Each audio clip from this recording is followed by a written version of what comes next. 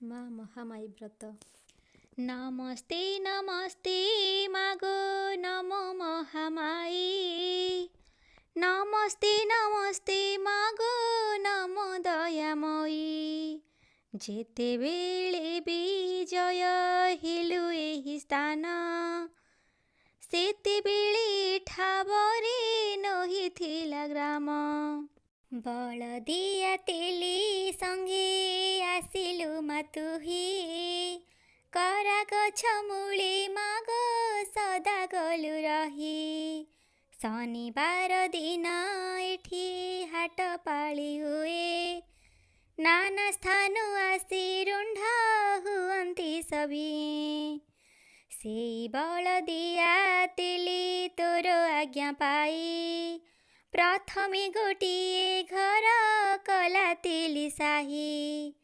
ताहा परे गोटिए गोटिए आसीचन, एही ग्रामरे रहिले करी बासस्थान। होई नथिला से परी जन्ते ग्राम नाम, बायाराणी रहिबारु बोइराणी नाम।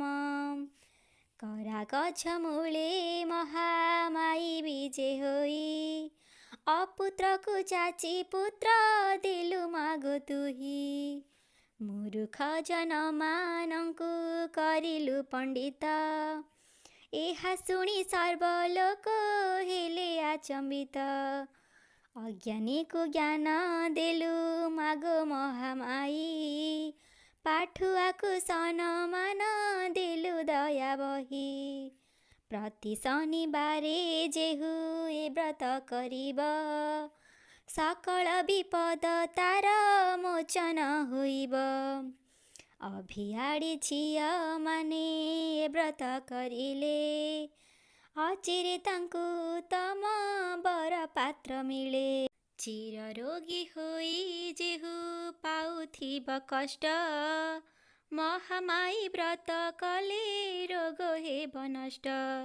अपुत्रिक जन माने व्रत करिले, अचिरे पुत्र सन्तान लभन्ति भले। घरर घरणी माने व्रत करिले, धन धान्य परिपूर्ण हुए अबहेले। जदि केही जनमरु पाठ पढ़ी नाही, एही व्रत कले निश्चय सुज्ञानी हुई। युवती झियंकु जदि स्वामी छाड़ी थाई, गृहर विषय किछि कारण न थाई। एही व्रत सेही झिया कले शनिबारे, निजे स्वामी आसी डाकी नियन्ति जे घरे। सासु घर जाई मध्य व्रत करिथिले, कौणसी विपद जे पड़े नाही भले। गृहर करता जदि करे एही व्रत, निर्जंजाल रे कुटुंब हुअन्ति पालित। इह काले सर्वदा सुख भोग पाई, पर काले से जाई वैकुंठे बसई। बंचिथिबा जाए धन जन परिपूर्ण, रोग शोकादिता घरे न पसे निदान। वृद्ध अवस्था होइले प्रतिदिन जाई, गोटे मुंडिया मारी मंदिर आसुथाई। शेष काल जाए तार अवयव सबु, सतेज होई रहिब जीवा जाए भबु। तार पुत्र नाती बहु करिबे आदर, अपहेला करिबेनी सत्य एही कार। बंचिथिबा बेले सदा सुख गौरव, धन्य धन्य कहुथिबे गला बेले जीव। मन पचारु अछन्ति चैतन्य जाई, एही व्रत करि केहु धनी थिला होई। एही व्रत करि केहु पाइथिला ज्ञान, निसंतानरु संतान लभि केउ जन। जनमरु मूर्ख के थिला कह मोते, किपरि पंडित हेला बुझाओ तुरिते। ଏହି ବ୍ରତ କେଉଁ କନ୍ୟା କରି ଶନିବାରେ, ଉତ୍ତମ ବର ପାଇଲା କହ ମୋ ଆଗରେ। କେଉଁ ବୃଦ୍ଧା ମନ୍ଦିରକୁ ପ୍ରତିଦିନ ଯାଇ, ମୁଣ୍ଡିଆ ମାରିଣ ଫଳ ପାଇଥିଲା କେହି। କେଉଁ ଗୃହିଣୀଟି ଥିଲା ଏହି ବ୍ରତ କରି, ଧନରେ ଜନରେ ତାର ଘର ଥିଲା ପୁରୀ। କହ କେଉଁ କନ୍ୟା ଶାଶୁ ଘର ଯାଇଥିଲା, ଅଳ୍ପ ଦିନରେ ତାର ସ୍ୱାମୀ ଛାଡ଼ିଦେଲା। କେଉଁ ଫଳ ପାଇଲେ କହ ଗୋଟି ଗୋଟି, ତେବେ ଯାଇ ମହାମାୟୀ ବ୍ରତ କରିବେଟି। କହୁଛନ୍ତି ଚୈତନ ଶୁଣ ମନ ଦେଇ, ସବୁ କଥା ତୋ ଆଗରେ କହିବା ବୁଝାଇ।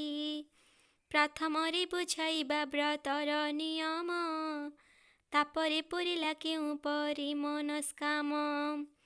ସବୁ କଥା ତୋ ଆଗରେ କହିବା ବିସ୍ତାରି, କିପରି ଫଳ ମିଳିଲା ଏହି ବ୍ରତ କରି। ଯେଉଁମାନେ ଏହି ବ୍ରତ କରିବେ ଦୃଢ଼ରେ, ନିଶ୍ଚୟ ତାହାଙ୍କ ବାଞ୍ଛା ହେବ ପୂରଣରେ। ଶନିବାର ଦିନୁ ସେହୁ ପ୍ରାତଃକାଳୁ ଉଠି, ମୁଣ୍ଡ ଧୋଇ ଗାଧୋଇବେ କରି ଦାନ୍ତ କାଠି। ନିଜ ଘରେ ପରବେଶୀ ଲୁଗା ପାଲଟିବ, ଧଳା କିମ୍ବା ନାଲି ଲୁଗା ନିଶ୍ଚୟ ପିନ୍ଧିବ। ଅଗଣାରେ କିମ୍ବା ବାରି ପଟ ଚଉରାରେ, ନାଲି ମାଟି ନେଇ ଆଗ ଲିପିବ ସତ୍ୱରେ। ଲିପି ସାରି ଝୋଟି ଦେବ ଚଉରା ଆଗରେ, ମଣ୍ଡଳ କାଟିବ ମନେ ରଖି ନିରନ୍ତରେ।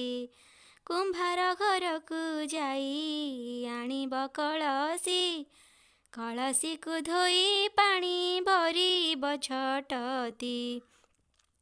ନଦୀ ପାଣି ନୋହିଲେ ପୋଖରୀ ପାଣି ହେବ, ପୋଖରୀ ନଥିଲେ କୂଅ ପାଣିକୁ ଭରିବ। କଳସୀ ଉପରେ ଆମ୍ବ ଡାଳ ଏକ ଥୋଇ, ତା ଉପରେ ଗୋଟିଏ ଗୁଆ ରଖିଦେବ ଧୋଇ। ବଟା ହଳଦୀ ମେଞ୍ଚାଏ କଳସୀ ପେଟରେ, ଲଗାଇବ ତହିଁ ଏକ ବିନ୍ଦୁ ସିନ୍ଦୁରରେ।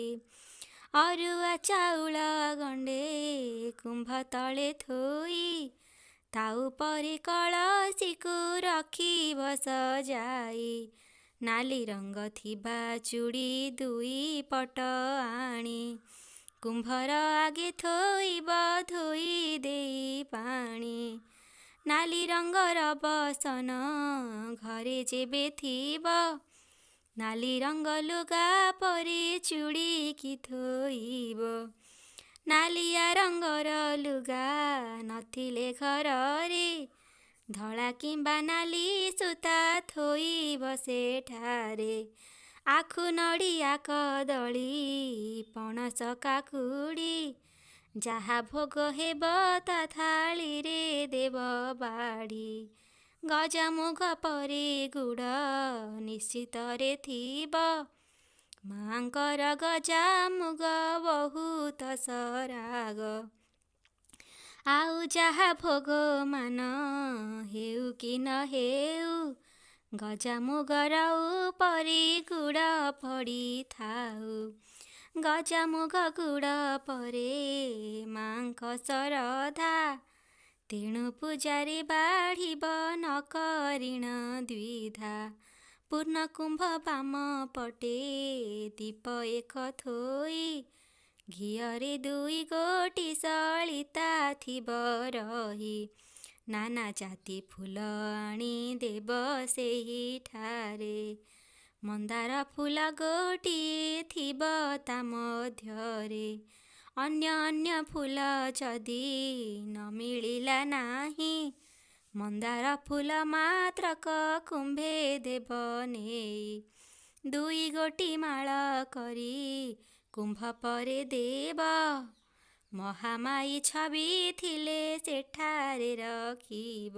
ଝୁଣା ଧୂପ ଦେବ ମନେ ଆରାଧନା କରି, आरती करिब पंचमुख दीप धरी शंख घंटा काहाली जे बाजुथिब तहीं हुळुहुळि देउथिबे एकत्रित होई ଯାହା ତୁମ୍ଭର ଅଭୀଷ୍ଟ ରହିଛି ମନରେ କରପତ୍ର ଯୋଡ଼ି ଜଣାଇବ ସେହିଠାରେ ଜୟତୁ ମାଗୋ ଜୟ ମହାମାଇ ସଦୟ ହୋଇ ମୋଠାରେ ଘେନ ମୋ ବିନୟୀ ଅଜ୍ଞାନ ଧମ ମୁଁ ଯେ କିଛି ଜାଣି ନାହିଁ କୃପା ବହି ମୋତେ ମାଗୋ ଦେବୁ ତୁ ବତାଇ ଦୁଃଖୀରଙ୍କି ଦରିଦ୍ରଙ୍କ ଦୁଃଖ ନେବା ପାଇଁ ବୋଇରାଣୀରେ ବିଜୟ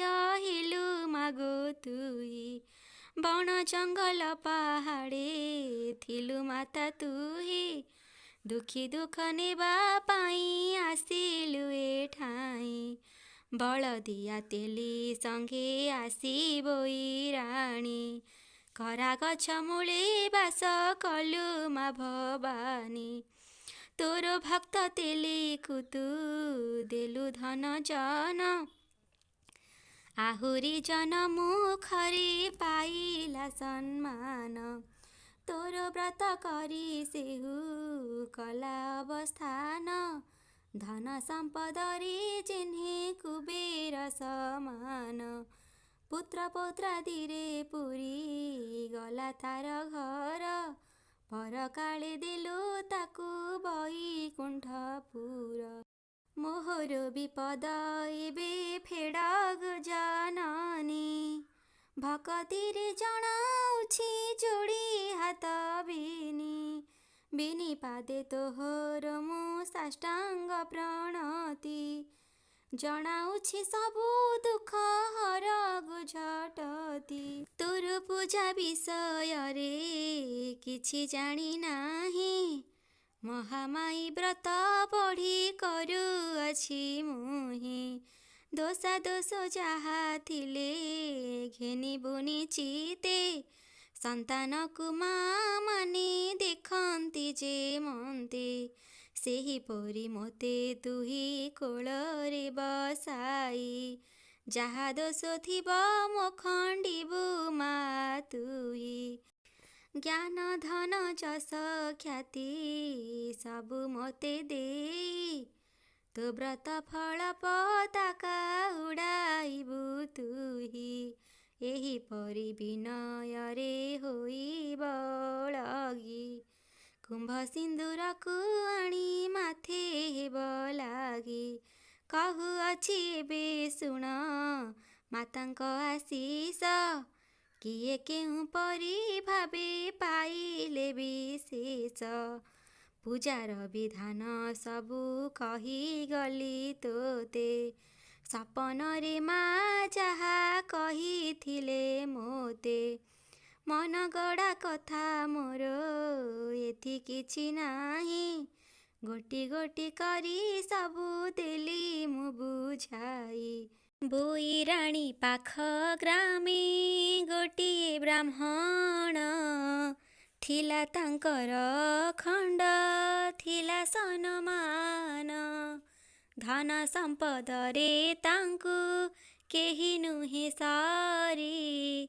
ସନ୍ତାନ ସନ୍ତତି ମାତ୍ର ନଥିଲେ ତାଙ୍କରି ଯେତେ ଧନ ଦୌଲତ ମାନ ସନମାନ ରହିଥିଲେ କି ସହିବ ହୋଇନି ସନ୍ତାନ କଥା କଥା करे ଲୋକେ ଦେଉଥାନ୍ତି କହି ଆଣ୍ଠୁକୁଡ଼ା ଧନ ଆଜି ରଖିଛି କା ପାଇଁ ବାପା ମା ବୋଲି ଡାକି ବାକୁ କେହି ନାହିଁ ବହୁ କଷ୍ଟ ସହି ଖାଲି ଧନର ଜଇ ମରିଗଲେ ତାର କେହୁ ଖାଇବ ସମ୍ପତ୍ତି ଭୋଗ କରିବାକୁ ଆଉ କେହି ତ ନାହାନ୍ତି ସ୍ନାହାନ ସାରି ବ୍ରାହ୍ମଣ ଆସୁଥିଲା ଦିନେ କୁହାକୁହି ହେଉଥିଲେ ପଡ଼ିଗଲା କାନେ। ଗୃହେ ପରବେଶ ହୋଇ ଅତି ଦୁଃଖ ମନେ। ମୁଣ୍ଡେ ହାତ ଦେଇ ବସି ଗଲା ଘର କୋଣେ। ଦେଖୁ ଦେଖୁ ବସି ବସି ହେଲା ଦିପହର। ଏହା ଦେଖି ତାର ସ୍ତ୍ରୀ ହୋଇଲା ହାଜର। କହିଲା ଗୋ ସ୍ନାନ ସାରି ଆସିଲ ତ ଘରେ। ମନ ଦୁଃଖ କରି କିମ୍ପା ବସିଛ ଏଠାରେ। ଏତେ ବେଳ ହୋଇଲାଣି ଖାଇନାହଁ କିଛି। ଆଜି ଆସିଲା ବେଳେ କି କିଛି କହିଛି। ନୋହିଲେ କିମ୍ପାଇଁ କିଛି ନ ଖାଇ ନ ପିଇ। ମୁଣ୍ଡ ପରେ ହାତ ଦେଇ ବସିଛ ଏଠାଇଁ। ବ୍ରାହ୍ମଣୀ ପଚାରେ କିଏ କିସ ଅଛି କହି। ତୁମ୍ଭଠାରେ ଶୁଣିଲେ ମୁଁ ପଚାରିବି ଯାଇ। ବହୁତ ସମୟ ପରେ କହିଲା ବ୍ରାହ୍ମଣ, ନିସନ୍ତାନ ଆମେ ବୋଲି କହୁଛନ୍ତି ଜନ। କାହାକୁ କି ଦୋଷ ଦେଇ ହେବ ପଦ୍ମାବତୀ। ପ୍ରକୃତରେ ଆମ୍ଭର ତ ସନ୍ତାନ ନାହାନ୍ତି। ଧନ ସମ୍ପଦ ଆହୁରି ମାନ ସନମାନ। ସବୁ ଅଛି ସିନା ନାହିଁ କୋଳରେ ନନ୍ଦନ। ବ୍ରାହ୍ମଣୀ କହିଲା ଯଦି ରଖିବ ମୋ କଥା। କହିବି ତୁମ୍ଭକୁ ଟିକେ କରିବ ତ ଚିନ୍ତା। ଆମ୍ଭର ଗ୍ରାମ ନିକଟ ସେବୋଇରାଣୀରେ। ବିଷ୍ଣୁ ସାହୁ ନାମେ ଜଣେ ଥିଲେ ସେହିଠାରେ। ରହିଛନ୍ତି ତାଙ୍କ ଖ୍ୟାତି ଜଗତେ ଚହଳ। ପକାଇ ଦେଉଛି ତମେ ମନେ ଟିକେ ଭାଳ। ମହାମାୟୀ ବ୍ରତ କରି ବାରୁ ସେହି ଜନ। ଧନ ଜନ ଗୋପ ଲକ୍ଷ୍ମୀ ହୋଇଗଲା ପୂର୍ଣ୍ଣ। ପୁତ୍ର ପୌତ୍ରାଦି ସମସ୍ତ ଧରି ସେହି ତେଲି। ମହାମାୟୀ ବ୍ରତ କରି ବସିଅଛି ଖାଲି। ସେହି ବ୍ରତ ଗୋଟିଏ ଆମ୍ଭେ କରିବାକୁ କହ। ଆମ୍ଭର ହୃଦରୁ ତୁଟାଇ ଦେଇ ସନ୍ଦେହ। ପଦ୍ମାବତୀ କଥା ଶୁଣି କହେ ଦେବଦାସ। ଜାଣିନାହୁଁ ମୋତେ ହେଲା 60 ବରଷ। ଚତୁର୍ଥ ଅବସ୍ଥା ମୋର ହୋଇଲାଣି ଏବେ। ଏ ବୟସେ ବ୍ରତ କଲେ ମା କି ଶୁଣିବେ। ତଥାପି ତୋର କଥା ଭାଙ୍ଗିବିନି ମୁହିଁ। ବ୍ରତର ବିଧାନ ଚାଲ ପଚାରିବା ଯାଇ। ବ୍ରାହ୍ମଣ ବ୍ରାହ୍ମଣୀ ଦୁହେଁ ଗଲେ ବୋଇରାଣୀ। ଭକ୍ତ ବିଷ୍ଣୁ ସାହୁ ଘରେ ପ୍ରବେଶିବା କ୍ଷଣି। ଆଦରରେ ଡାକି ନେଇ ବସାଇଲେ ଘରେ।